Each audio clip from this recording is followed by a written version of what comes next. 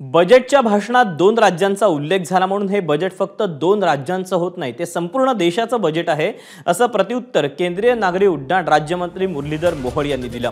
Oasis फर्टिलिटीच्या तज्ञांनी IVF उपचार पद्धतीद्वारे 1 लाखांहून अधिक जोडप्यांना मातृत्व प्राप्तीचा आनंद दिला आहे।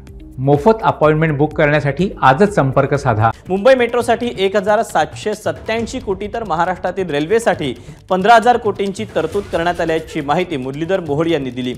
यूपीए सरकारच्या काळात रेल्वेसाठी जितकी तरतूद होती त्यापेक्षा जास्त तरतूद यावेळी केल्याचं मोहोळ यांनी म्हटलंय।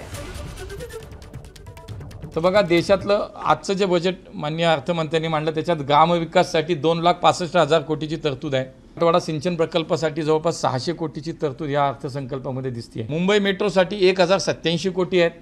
महाराष्ट्र राज्य म्हणून रेल्वेच्या बजेटमध्ये 15,500 कोटी रुपयाची तरतूद याच्यामध्ये आहे।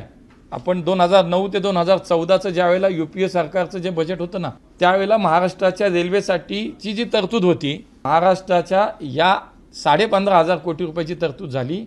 त्यावेळेची जी तरतूद होती त्याच्या 13 पट तरतूद आत्ताच्या सरकारने महाराष्ट्राच्या रेल्वेसाठी केलेली आहे। एबीपी माझा, उघडा डोळे बघा नीट।